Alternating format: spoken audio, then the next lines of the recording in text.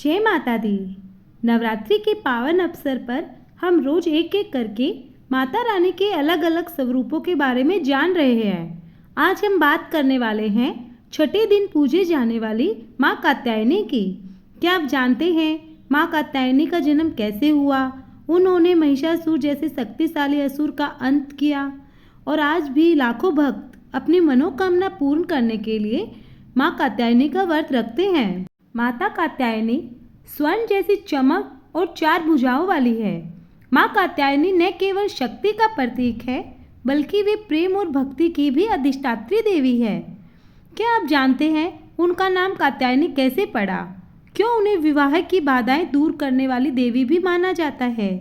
आज की इस वीडियो में हम जानेंगे माँ कात्यायनी की जन्म कथा और उनके अद्भुत रहस्य के बारे में। वीडियो को अंत तक जरूर देखें और माता रानी का आशीर्वाद प्राप्त करें। तो आज हम बात करेंगे देवी कात्यायनी की। उनका नाम ही उनकी शक्ति और उत्पत्ति की कहानी कहता है। तो आइए आज जानते हैं कैसे एक ऋषि की तपस्या ने जन्म दिया उस महाशक्ति को जिसने महिषासुर जैसे क्रूर राक्षस का अंत किया। पुरानी कथाओं के अनुसार प्राचीन काल में एक कात्यायन नाम के एक महान ऋषि हुए जिनके गोत्र में ऋषि कात्यायन ने जन्म लिया। ऋषि कात्यायन एक बहुत ही ज्ञानी और तपस्वी ऋषि थे। उनकी बहुत समय से एक प्रबल इच्छा थी कि देवी भगवती जो इस ब्रह्मांड की सर्वोच्च शक्ति है उनके घर में पुत्री का रूप ले और जन्म ले।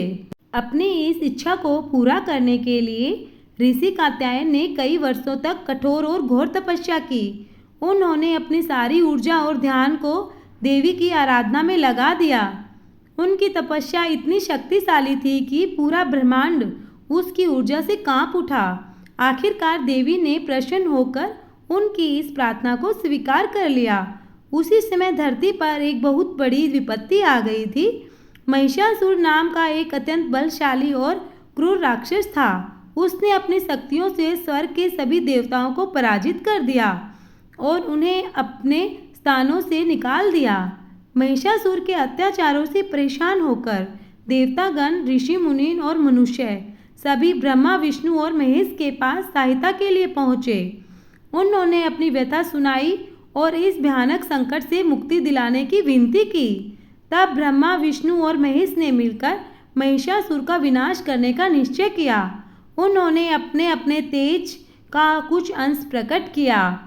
उनके तेज से एक ऐसा विशाल और शक्तिशाली प्रकाश पुंज प्रकट हुआ जिसकी चमक से तीनों लोक प्रकाशित हो उठे। इसी प्रकाश पुंज से एक दिव्य देवी ने जन्म लिया। यह देवी इतनी शक्तिशाली थी क्योंकि उनमें सभी देवताओं का तेज और बल समाहित था।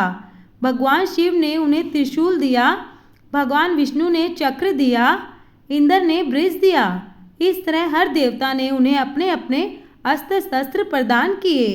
इस देवी का जन्म ऋषि कात्यायन के आश्रम में हुआ। सबसे पहले ऋषि कात्यायन ने ही उन्हें अपनी पुत्री के रूप में स्वीकार किया, उनकी पूजा की। ऋषि कात्यायन ने ही सबसे पहले उनकी पूजा की, इसीलिए वह देवी कात्यायनी के नाम से प्रसिद्ध हुई। देवी कात्यायनी ने 3 दिनों तक ऋषि के आश्रम में रहकर पूजा स्वीकार की। फिर वे युद्ध के लिए तैयार हुई। उन्होंने महिषासुर से भयंकर युद्ध किया और आखिरकार उसका वध करके देवताओं और पूरी सृष्टि को उसके आतंक से मुक्त किया। इस प्रकार माता कात्यायनी ने धर्म और सत्य की स्थापना की। यही कारण है कि नवरात्रि के छठे दिन उनकी पूजा की जाती है ताकि हमें भी उनके जैसा साहस और शक्ति मिल सके। माता कात्यायनी की पूजा करने से विवाह में आ रही रुकावटें दूर होती है, मनचाहा जीवन साथी मिलता है और हमारे जीवन में आ रही बाधाएं दूर होती है और हमें मोक्ष की प्राप्ति होती है। जय हो माता कात्यायनी की।